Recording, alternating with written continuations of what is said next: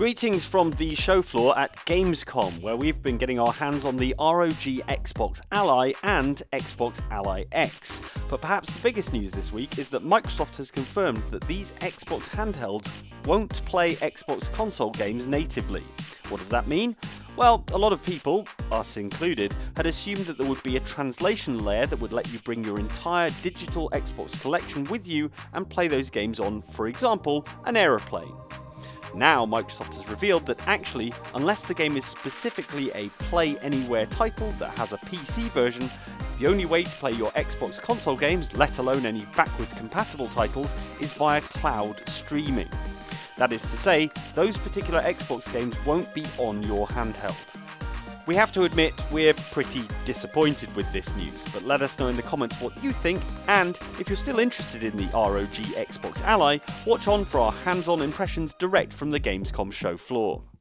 The three of us, we nipped over and played some of the Xbox Handheld. Yes. The ROG Xbox Ally X and Correct. the ROG Xbox Ally Not no X. Xless. Yes. All right. Xless sounds so weird, but yeah, okay. All right, we're not calling it that. Microsoft's not calling it that. Actually, just before we sat down just recently, actually, Microsoft confirmed the date. Yes. So that's October the 16th for the release date on Very both exciting. of those.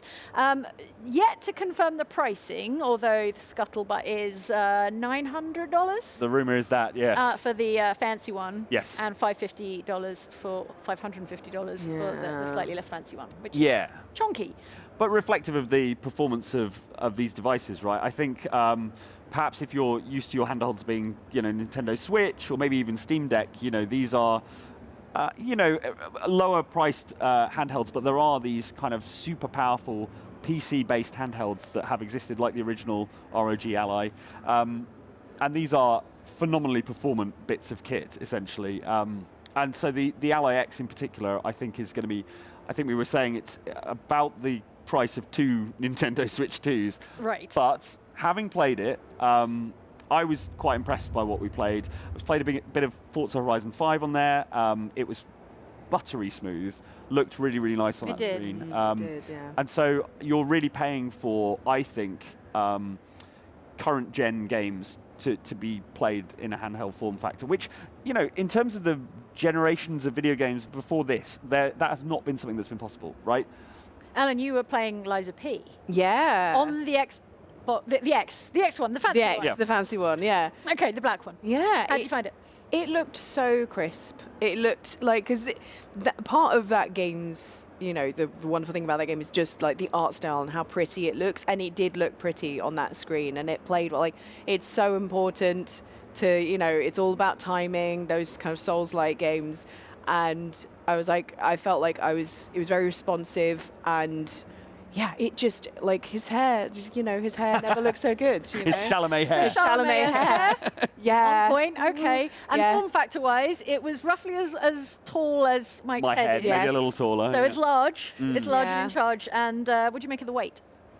It was way lighter than I was expecting. Now, obviously there's a difference between playing something for 5 minutes and how heavy it feels then versus playing for an hour. Playing on your back with like it. Exactly, yeah. Yeah.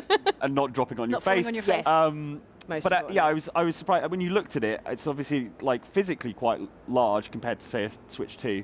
But in terms of weight, I was surprised by how lightweight it was. Actually, I think it was going to be more comfortable for long gaming sessions than perhaps I anticipated. The ergonomics of it feel pretty good. I think the only thing I would say, from my perspective, is that the triggers are super comfortable because they're extremely large triggers. So they're really comfortable. Your finger kind of sits on them quite comfortably. But I would say it's a little bit of a reach to the shoulder buttons. On an Xbox controller, you can actually hit the shoulder buttons just by leaning, like almost rolling your finger onto them. You can't really do that on the ROG Ally. So that's the only ergonomic note. It's not really a problem per se, but it is something to bear in mind. But it's got those big wings, so I think a lot of people find the Switch 2 too slim, and indeed the Switch 1 as well.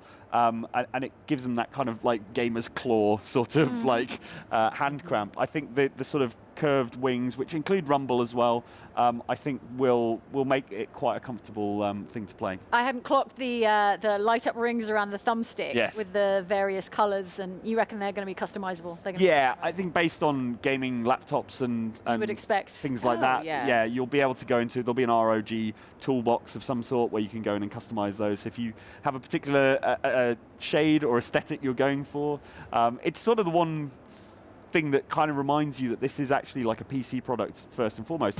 So there you have it. Fundamentally a great piece of hardware and a great way to play PC video games, regardless of if they're on Microsoft Store, Steam, Epic or any other storefront, but unfortunately not a place to play your entire collection of Xbox games without relying on cloud streaming. While we're still excited for it, we reckon it's no longer an essential purchase for Xbox fans. What do you think though? Has it dulled your excitement, or are you still interested? Definitely let us know in the comments, and like and subscribe for more from Outside Xbox.